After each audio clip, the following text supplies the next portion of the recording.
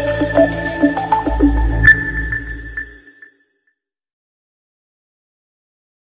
दोस्तों, पीएचपी के lecture series में आपका स्वागत है। आज हम लोग पढ़ने वाले हैं डेटाबेस कनेक्टिविटी। तो आपको पता है कि पीएचपी की कंपैटिबिलिटी माइस्क्यूएल के साथ में ज़्यादा बेहतर होती है। तो अगर आप उसको माइस्क्यूएल के साथ कनेक्ट करते हैं तो आपको ढेर सारे बने बनाए फंक्शंस मिल जाते हैं पीएचपी की तरफ से, जो आपको हेल्प करते हैं माइस्क्यूएल से डेटाबेस कनेक्टिविटी में। तो सबसे पहला फंक्शन है MySQL_i_connect। ये फंक्शन क्या करता है कि डेटाबेस से कनेक्ट करता है, और आप देख सकते हैं कि MySQL_connect में ये आर्गुमेंट होता है डेटाबेस सर्वर का नाम, फिर यूजर का नाम, फिर पासवर्ड। उसी तरीके से कनेक्शन को क्लोज करने के लिए होता है MySQL_i_close फंक्शन, जो कनेक्शन को क्लोज करता है।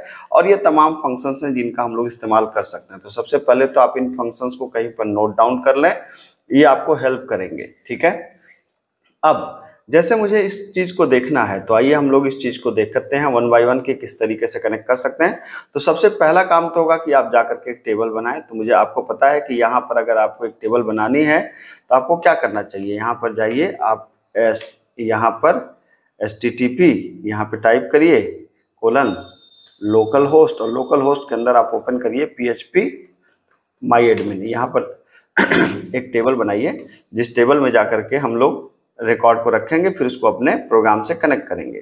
तो मान लीजिए मुझे एक टेबल बनाना है रिकॉर्ड नाम से, जिसके अंदर 4 फील्ड हैं, ID, नेम, एज, एड्रेस। तो हमने कहा भाई कि क्रिएट टेबल एक हमारे किस नाम से बना रहा हूँ मैं, रिकॉर्ड नाम से, जिसके अंदर है ID, जो न्यूमेरिक है, साइज है इसकी मान लीजिए 5, एंड मैं चाहता हूँ कि इसमें डुप्लीकेट एंट्री ना हो। तो इसको मैं क्या कर सकता हूँ, इसको मैं कर सकता हूँ प्राइमरी की। फिर हमारे पास जो दूसरी टेबल है, नेम है, मैंने कहा varchar 60। फिर मान लीजिए हमारे पास अगला कॉलम है एज, जो है न्यूमेरिक, साइज मान लीजिए 3, और अगला कॉलम है एड्रेस ADDR, और ये है varchar, मान लीजिए साइज इसका है 120 मान लेते हैं। ठीक है, तो ये एक आपकी क्या बन गई, SQL बन गया। तो ये टेबल एक बन गई। तो नो डेटाबेस सेलेक्टेड कह रहा है। तो क्या करना चाहिए हमको, यहाँ पर पहले तो इसको आप कॉपी कर लीजिए, कॉपी कर लिया, ये YT पे आप क्लिक कर दीजिए सिंपली, और कुछ नहीं करना आपको। फिर SQL पे जाइए और यहाँ पर इसको पेस्ट कर दीजिए। ये डेटाबेस सेलेक्ट नहीं था इसलिए दिक्कत कर रहा था, तो आपने कहा गो। ठीक, तो अब देखिए टेबल बन गई रिकॉर्ड नाम से। अब रिकॉर्ड टेबल के अंदर आप 2 कम से कम रिकॉर्ड इनपुट कर दीजिए, जो वहाँ पर शो करा सके हम लोग। तो आप कह सकते हैं इंसर्ट इनटू, टेबल का नाम क्या है, रिकॉर्ड, और आपने कहा वैल्यूज 101, मान लीजिए आपने कहा अनुज, आपने कहा 23, और मान लीजिए जगह का नाम है आगरा। ठीक है, आपने यहाँ पे किया गो। ठीक है, फिर एक रिकॉर्ड इनपुट करना है, फिर वही काम कर सकते हैं, insert into record values, value है 102। ठीक है, मान लीजिए मैंने नाम दिया पंकज 21 कानपुर, है ना, ये आपने कर दिया। ये देखिए, ये पहले टेबल बन गई आपकी। टेबल बनने के बाद अब आप क्या करेंगे, अब आप आ जाइए यहाँ पर, अपने यहाँ पे हमें प्रोग्राम लिखना है। तो मान लीजिए हमने एक मैसेज दे दिया कि स्टूडेंट रिकॉर्ड्स, है ना, हम यहाँ पे शो कराना चाहते हैं। अब यहाँ पर मेन हमारा कनेक्टिविटी का काम चालू होगा, ये देखिए।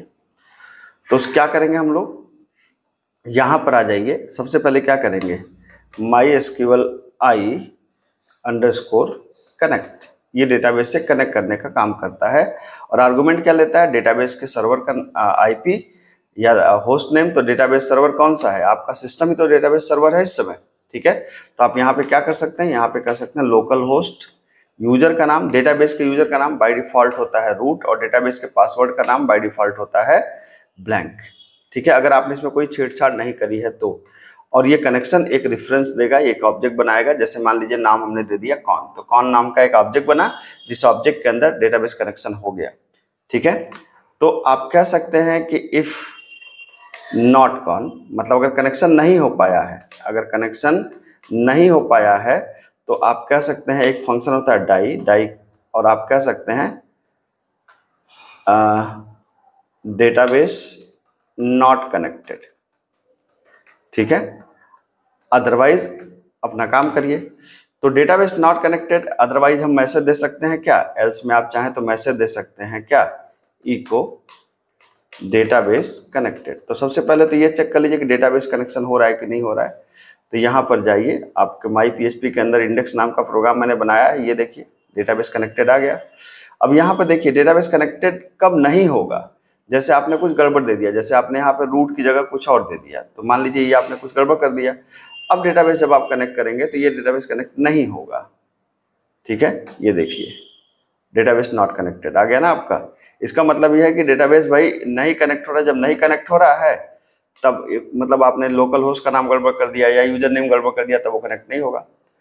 अब उसके बाद क्या होता है, जैसे डेटाबेस को कनेक्ट किया आपने तो एकदम लास्ट में डेटाबेस को क्लोज भी करना पड़ता है। तो यहाँ पे आप कर सकते हैं MySQLi_close, ठीक है, और यहाँ पे कनेक्शन ऑब्जेक्ट का नाम पास किया जाता है। लेकिन ये तो लास्ट में होता है, तो इसको लास्ट में छोड़ दीजिए, इसको आप ऐसे अंतिम में पड़े रहने दीजिए कहीं पर। ठीक है, अब इन बिटवीन क्या करेंगे, अब देखिए अब यहाँ पर आपको एक एक फंक्शन को यूज करना पड़ेगा। जैसे अब अगला फंक्शन है क्या, MySQLi_select_db, डेटाबेस सेलेक्ट करना है।